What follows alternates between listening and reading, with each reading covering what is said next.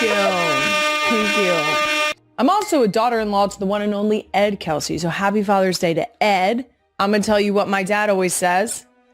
That's 2 Eds are better than 1. And on that note, of course, to round out the trifecta here, I'm a proud daughter of Big Ed McDevitt, the best dad in the world. Happy Father's Day, Skeeter! When we were growing up, I would typically get my dad a Chunky, which is a candy bar. If you haven't seen it, it's a little square silver wrapper, and or a Tasty Cake pie because he's a sweets kind of guy. But what I will tell you is that is the bare minimum for a dad who truly is the best dad in the world.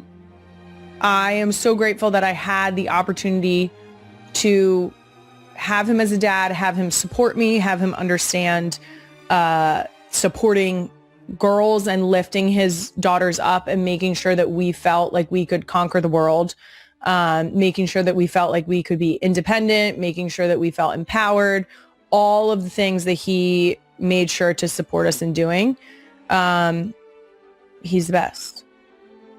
Shout out to Skeeter. Also, the real ones wanted to know, I think for the Father's Day episode, we need a picture of Tilly and Big Ed. Absolutely, I will. Let's put that in right here. I'm going to find one when we're done recording, and I for sure will put Tilly and Big Ed in this. It's going to be ridiculous. It's going to be a spectacle, and I love it for us. Coming up on today's Father's Day special, it might be Father's Day, but it's also Potty Training Awareness Month, so I figured I'd blend the two and talk about what it's like potty training kids with Jason. I'm also bringing back our Father's Day gift guide for the 2nd annual Mother's Guide to Father's Day, gifts for him that are actually for you. And we've got some very good suggestions this year, real ones. So stay tuned for that. After, I'm going to be joined by someone I have no business speaking to. Yep. Absolutely none. Stand-up comedy legend, Birds fan, and fellow parent of 4, Kevin Hart. Yep. We're doing it. I think you should stay tuned because I get some clarity on something that has been weighing on my mind for quite some time at the top of this interview. So I need you guys to lock in. And I want to get out in front of this and say that I don't know that I necessarily hold grudges, but I remember. Before we get into all that, a few NGL announcements. First up, this upcoming Wednesday is one of my favorite events of the whole year. That's why I'm wearing my shirt. Do you see my shirt? That's right. It's Shorebirds. We have the Team 62 fundraiser benefiting Eagles Autism Foundation at the Ocean Drive in Sea Isle. It is a guest bartending event. Tickets are sold out, but we stay authentic to the Ocean Drive and what they do. So if you show up to the Ocean Drive the day of the event, doors open at 4 p.m. for general admission. It is a $10 cover, which is the standard cover for the Ocean Drive throughout the summer. And you can get in. You just have to wait in line. So come through. It is something that is sheer chaos, batshit crazy, an absolute dumpster fire, and it's one of the best days of the summer. So last year we raised just over $1 million for the Eagles Autism Foundation. I believe it was within 36 hours. So this year, between the Ocean Drive event and Beer Bowl, which are back-to-back days, again, we are hoping to raise over that. And guess what, real ones? We're once again taping a very special episode at the shore. We need you to ask us some things. So please send in all your questions about bikini waxes, having a beard, wearing flip-flops, doing a podcast with your brother, when he's going to embrace cat life. You'll never guess who it is. Next announcement, the special episodes just keep coming because I also might be going on a girls trip, and it might be with one of your favorite former NGL guests ever. Maybe. Because we might have to aller à Paris.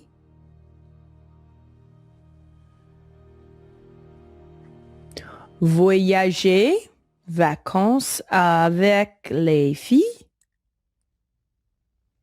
Peut-être. Je ne sais pas.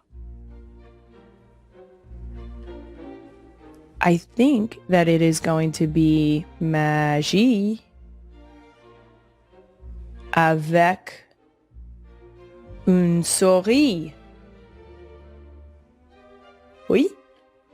Tu comprends? I'll give you even more hints next week, but préparez-vous pour le 2 juillet. That's it for our announcements. Next up. Next up, if you're still thinking about what to get the father of your children, I've got you covered with our second annual Mother's Guide to Father's Day. Gifts for him that are actually for you. Some of the favorites from last year were planning a special Just Dad and the Kids outing. No moms allowed, because what better day to truly embrace being a dad with Just Dad activities? Yeah. Or clothes you would like him to start wearing. And a couple's vacation. Again, you want to be careful with those, because if you want him to wear a banana hammock, you better know that that's probably going to result in him Father's Daying by fathering another child, if you catch my drift. Those all still stand as great gifts, but here's this year's all-new guide. Number 1, starting out with a fan favorite, a couple's massage. Yeah, that's right. Has he been saying his back hurts? You know, now that I think of it, so does mine. Yeah. So does the rest of my body. From birthing children. I know it's been a minute, but I'm going to use it. How about that? Because a couple's massage means everyone wins. So you just get some childcare, and then you guys go together. Number 2, backyard sports equipment for dad and the kids. Okay? A new soccer net, a pitching machine, maybe a golf net. Great choice, because then he gets outside and gets to do activities with the kids. Now, the catch here is that the idea is that you would then stay in the house and maybe get some quiet time, or again, some nobody needs me time. I would be the opposite. I would go outside and I would play with them. But this is a great choice for people who think that they could kick kids and dad out of the house to go do outside activities. Okay? Think about it. Next, number 3, brand new cookware. This includes, but is not limited to, a brand new grill, a cast iron skillet, a pizza oven. Get creative with it, ladies. Have you been craving a fresh rack of ribs? Problem solved. Get him a smoker. Yeah, that's right. You could also get him an arrangement of barbecue spices. That could also encourage him to feel inspired. Yeah. Let him cook it up, ladies. I'm into that. Let's encourage even the smallest interest in cooking. Okay? Let's sit down and eat food that someone else makes. Number 4, if you like a nice beverage, might I suggest an expensive bottle of wine that otherwise you would never buy for yourself? Yeah, this is a special occasion. Toast to your man, being the father of your children. That's right. Pour yourself a fat glass. Both of you, of course, but pour your glass a little fatter. Just a thought. Yeah, I don't necessarily love wine, but I love it for you. And that's what counts. Guys, while you're at it, make sure you grab those new wine glasses, because when else are you going to get the stemless wine glasses, and where else are you going to put the fancy wine? Am I right? Do it. And coming in at number 5, literally any new piece of furniture you've been eyeing for the house. That's right. If it's been in your cart, complete it, because what's his is yours. And if it's a new sofa, you guys are definitely going to enjoy scooching your little heinies next to each other, sitting comfortably, and watching anything but Love Island. Right? I know. Or a new patio set, so that when your kids go to bed and you need to decompress, you can go outside and sit under the stars all romantic. Again, careful.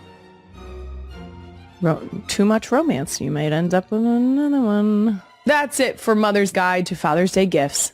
Let me know what other gifts you get for the dads in your life that are actually for mom. Tag at NGL with Kylie. We'll share some of our favorites.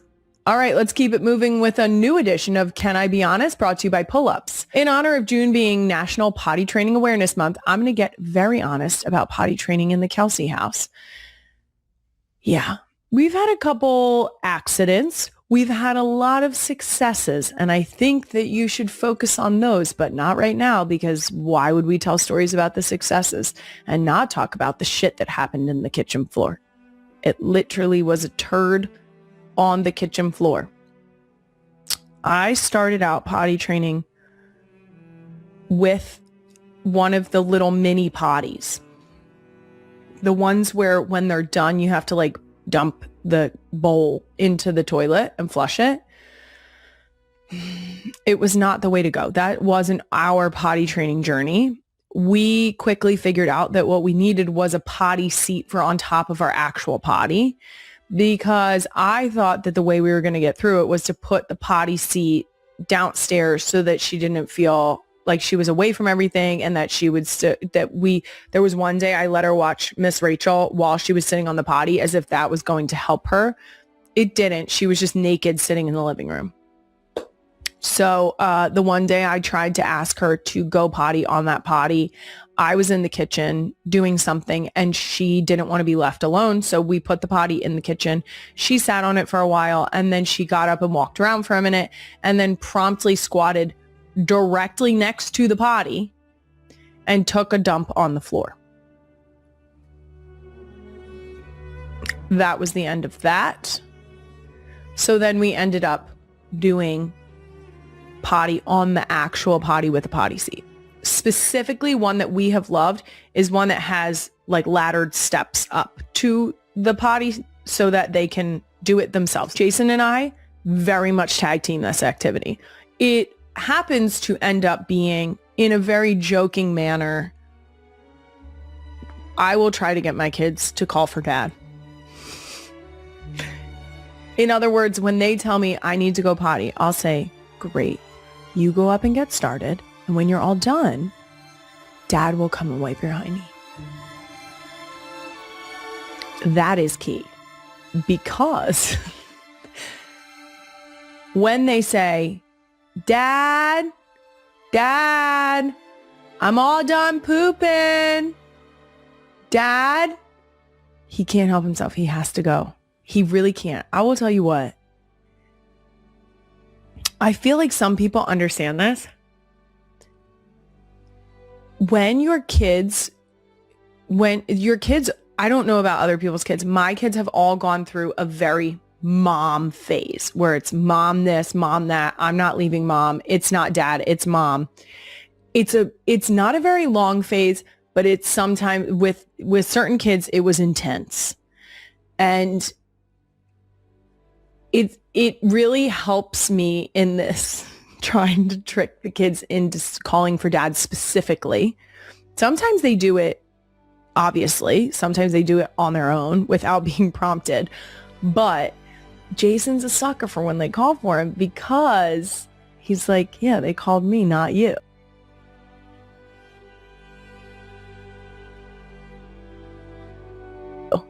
And so it works out to my benefit. And also, it's adorable that he's like, they call my name. They call for me. And I'm like, yeah, they did. Go wipe that ass. Just go wipe the poop off their butt. Speaking of I'm all done pooping, it's been a year since the Ellie moment on the other podcast, so I figured I'd give a butt wiping update. We have two that are fully taking care of themselves. And Benny takes care of herself, but likes to check in when it's a number two, if you will.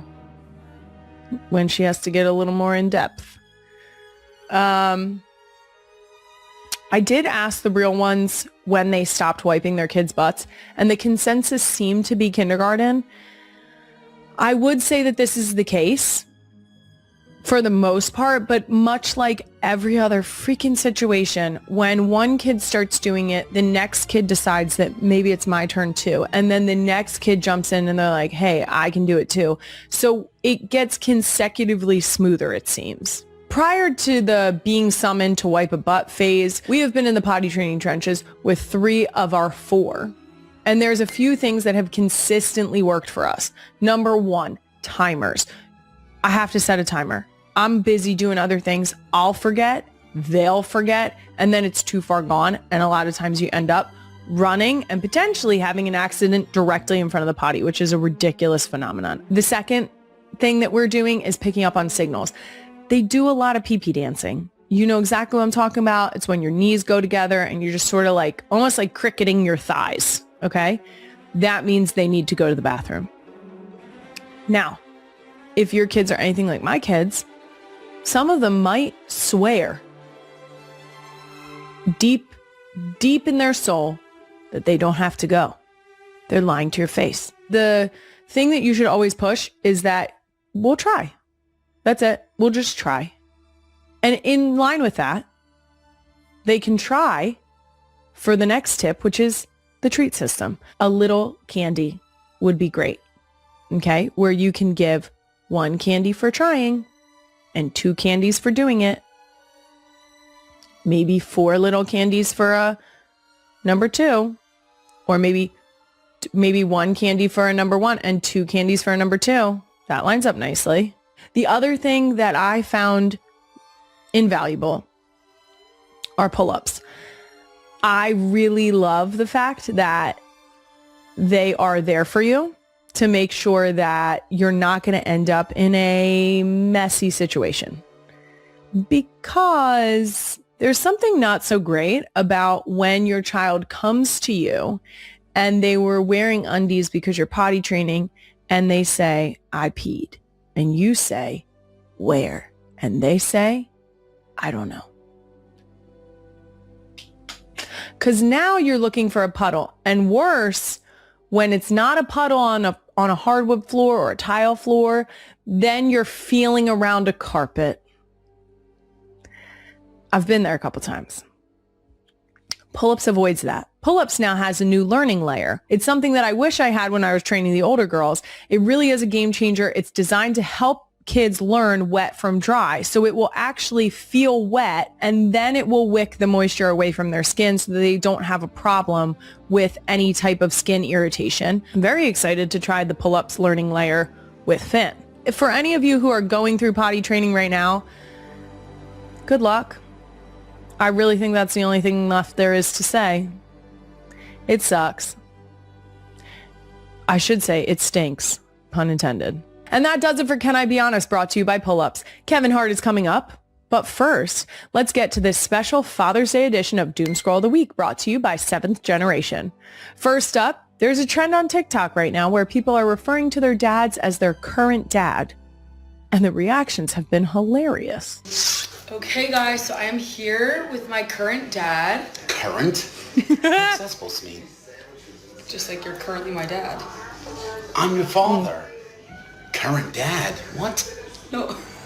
That was dumb. Just think Go on. With my current He said go dad. on. I'm assuming that this is stemming from the TikTok trend that was when people were setting up a video in a similar way and saying, this is my current husband. Now, I see the humor in it. I think it's funny. Big Ed, I don't know that he would have a reaction to this. I'm assuming he would catch it. I think he would probably say, what? Should we see what he does? For you, Queen Emma, fine.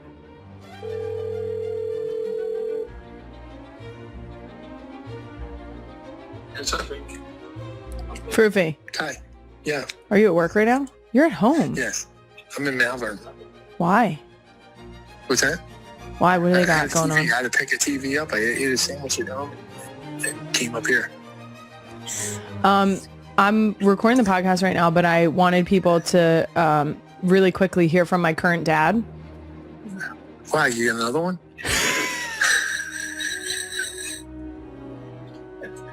He's proud of himself for that one, huh?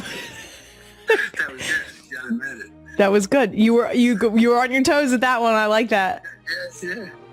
Don't have to call the doctor on that one. Okay, that's it. I love you.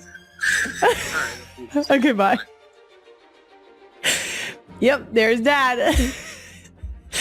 Oh God, I love him so much. Okay.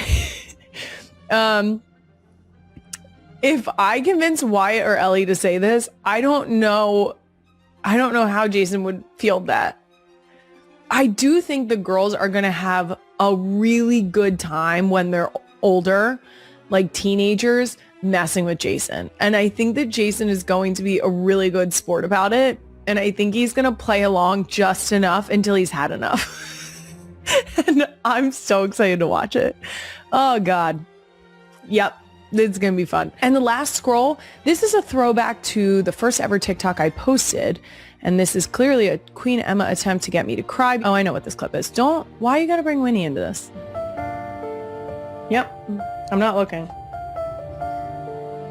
Look at Winnie and Bubba.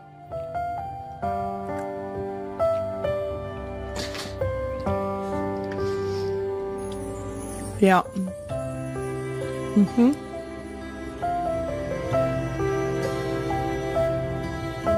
Yeah. You did that, didn't you? Do you feel good about yourself? No. Interesting. I love these kind of moments. I have so many pictures of Jason like on the beach with our girls, outside with the girls, where they are so far away that I'm sure they didn't know that I was sniping pictures of them. I love watching Jason be a dad. Our girls love him more than anything on this planet.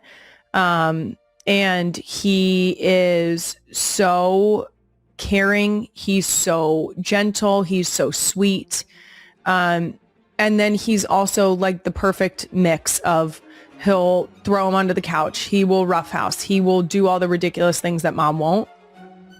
He also has my back. It is an absolute honor to get to parent with him. And the tiny humans that we've made are, I mean, I'm so biased when I say this. They're so cute. They're sweet most of the time.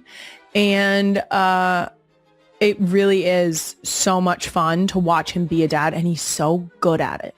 He's so good at it. He truly, I think he understands that like, if everything else went to shit, at the very least, he will always still be a dad. And he puts a lot of emphasis on that. So happy Father's Day to him. Yeah. Yeah. That's it for Doom Scroll of the Week, brought to you by 7th Generation. Coming up, I'm about to be joined by another father of 4, Kevin Hart, right after these messages.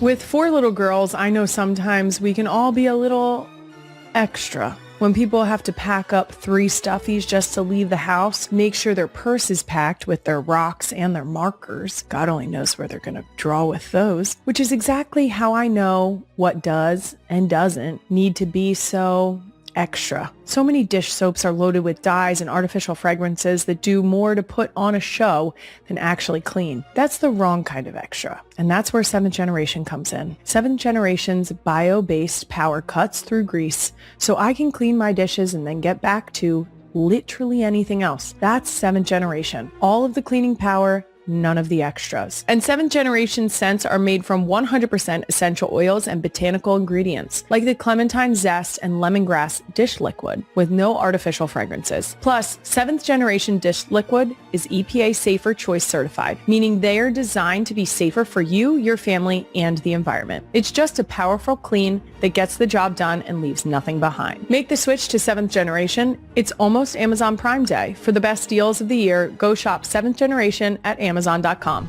As a mom of 4 kids 6 and under, I've been deep in the potty training trenches, but luckily I have learned a thing or two. You know, a turd on your kitchen floor will really snap you into reality. We did have the absolute joy of having Wyatt lead the pack so that everybody else could follow suit and learn from what she was doing. and want to be like their big sister. That was very helpful. I've also learned my secret weapon is pull-ups training pants. I've been using pull-ups the entire potty training experience. I love that they're there to make sure that this isn't a messier process than it needs to be. And now my secret weapon has its own secret weapon. Pull-ups just introduced the new learning layer, and I'm all about this. It's designed to help kids learn the difference between feeling wet and dry. I'm so looking forward to using this with Finn because I think it's going to make it even. There's a moment on camera that you cannot fake. You can fake a smile. You can fake a laugh. But you cannot fake the second when a grown man's eyes well up in real time, live, in front of millions of people, because someone said something so true about his little brother that it cracked straight through him. That is exactly what happened to Jason Kelce. And once you understand why, you will never watch that clip the same way again. It was August 13th, 2025. The podcast was New Heights. The guest was Taylor Swift, sitting down for the first time ever with Jason and Travis Kelce, in an episode that the entire internet had been waiting for. Nobody expected what was about to happen. Nobody expected that the biggest emotional gut punch of the episode would not come from Travis. It would come from his older brother, Jason, the tough guy, the Super Bowl champion, the man who spent more than a decade getting hit by 300-pound linemen and never once flinching.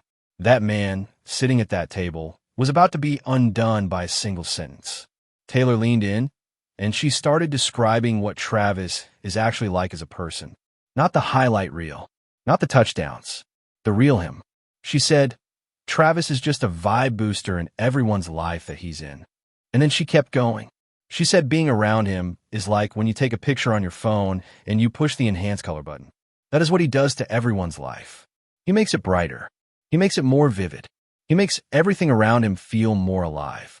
And right there, on camera, Jason's face changed. He leaned back. He sighed. And then the tears came. Not loud, not dramatic, just real. Quiet, honest tears, the kind that show up when something lands directly on the truth you have always known but never quite found words for. Because here is the thing people do not realize. Jason has spent his entire life trying to explain his brother to other people. He said it himself afterward.